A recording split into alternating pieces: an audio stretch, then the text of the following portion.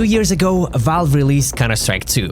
Last year, I made a video calling it a failure and a disappointment. Now it's been 2 years, so has Valve fixed the game or has it gotten even worse? Let's take a look at CS2 2 years after the release. To be fair, Valve has made some minor progress. They added back some missing features, released new maps, no more Heaven, guys! Heaven is gone! And fixed a few of the small issues.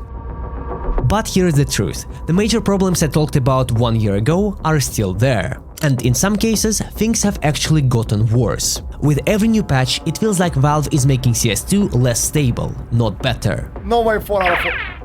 But I want to start this video with another topic that for some reason not a lot of people talk about. What the f is happening with the pro scene? Why are we getting non-stop tier 1 tournaments literally every single month? I mean, that sounds like great news for esports. Why are we still here? But I remember the time when tournaments felt unique and interesting and they actually meant something. Right now we have so many of them that it literally feels like Groundhog Day. Same teams, same maps, the same shit over and over. And poor pros are being forced to compete in a game that still feels unfinished. Maybe it's just me, I mean I lost all the interest in the game long time ago and I barely play it. I also don't watch any esports, but every time I open Twitch, I see non-stop co-streams from big content creators because if you don't co-stream during the big tournament, expect to have 80% or more of your viewership gone. But anyways, let's move on to my favorite topic, cheaters and VAC. I mean, we already know it, CS2 is absolutely infested with cheaters. It's been like that since the beta and it has not changed even a little bit. Oh, he has teammate who is doing that. So teammate is jittering the server and he's knifing everyone. Holy shit. VAC just can't keep up and Premier games are completely unplayable on the ranks above 20,000. But to be fair, you can queue literally at any rank and run into cheaters. I've exposed people with ranks of silver and around 2000 Premier rating multiple times on my second channel and apparently it's very common to meet cheaters on silver.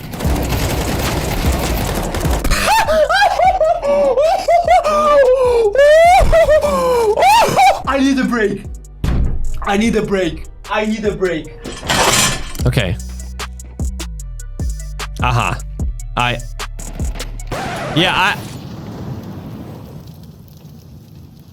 And he missed that? He misses that? Really? It's just that on higher ranks, people just hide it better, but after you get 25k, you often meet raid cheaters as well. Which honestly makes an idea of Premier useless, because the entire game mode on the ranks above 20k for legit players is about who gets more cheaters in their team. Solo queuing. He's solo queuing, yeah. Oh, they're cheating as well. They're cheating. We need to wait for him. Go.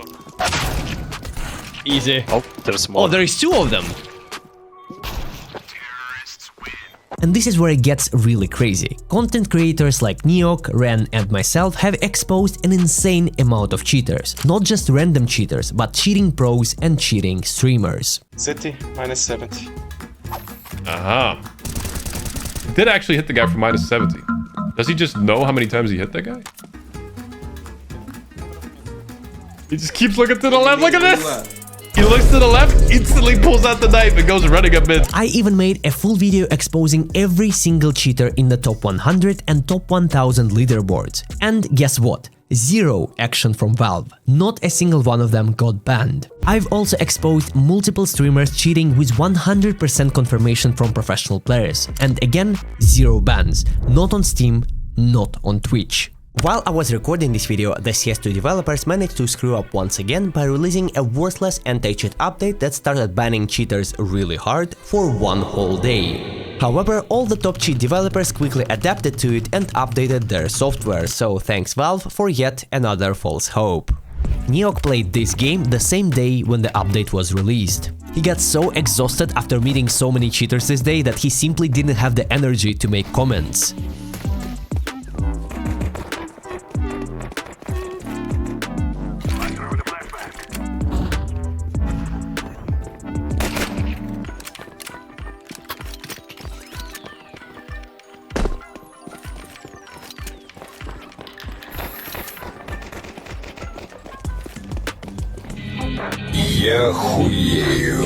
Just walks into the site. That was aim assist, I think. And here, he just turns his back to long, looks at the floor a bunch, and then he just like throws a random flash towards mid, actually flashes himself, and then plants for long. And it's not just about cheaters. I've also made videos on the infinite team damage bug, the legal wallhack bug, and many other game-breaking exploits. And still, until this day, they remain unfixed. Valve has the evidence, community has the evidence, but nothing gets done.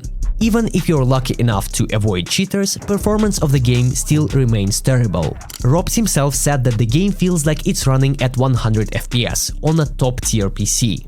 A professional player with some of the best hardware you can buy can't get a smooth feeling that CSGO gave us over a decade ago. And this is what Doc said on his recent stream when he played CSGO with his viewers. You seem happy playing CSGO? Of course, why would I be happy playing CS2 when it's broken? If I die, it's my fault, it's not like the game or anything, you know? It feels so nice, it feels so nice. Guys, why does this game feel so good? Like, when I one-tap, it actually goes like a one-tap. We barely received any optimization updates this year, and I really hope that it will change in the future, because for a competitive game, it's really important to have high FPS. As I've said in the past, CS2 had an insane amount of bugs and glitches throughout the year.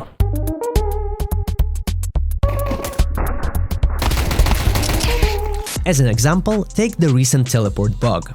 No, I kill a guy and then I'll teleport out. Watch this.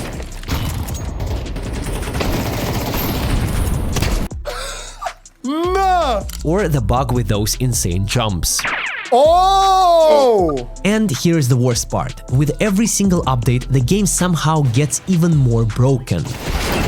It literally feels like Valve don't even test their own updates before making them live. Fix one bug, create 3 new ones. That's been the CS2 update cycle for 2 years straight. And here's the heart of the issue. CS2 feels like this because the developers don't listen to the community. Nice! Fucking game! For 2 years straight, the feedback has been the same: fix performance, fix cheaters, fix the bugs. Instead of that, Valve ignores the problem and ships updates that barely address the real problems. As I've already proven in one of my previous videos, the majority of CS2 developers don't even play their own game. And the ones who do, they are not really good at it. And that matters. Because you need good players to explain what's broken, why movement feels clunky, why shot registration feels off, why CSGO felt smoother and more consistent. Without that perspective, the devs are just guessing. The perfect example of that would be the maps and their redesign. Instead of respecting what made CS iconic in the first place, they try to reinvent it, and in process, they ruin it. Take Train, for example. They changed map geometry entirely, added a bunch of useless spots, and now Train became the least played competitive map in CS2's map pool.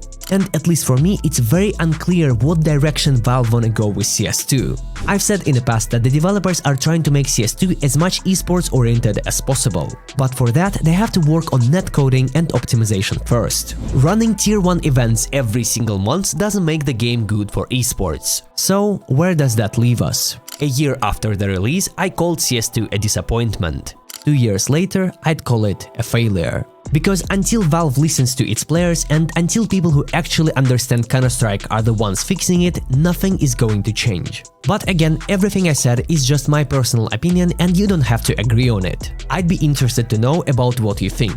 What can we expect in the upcoming year? Please comment down below. I really appreciate you watching. God bless you. I'm out.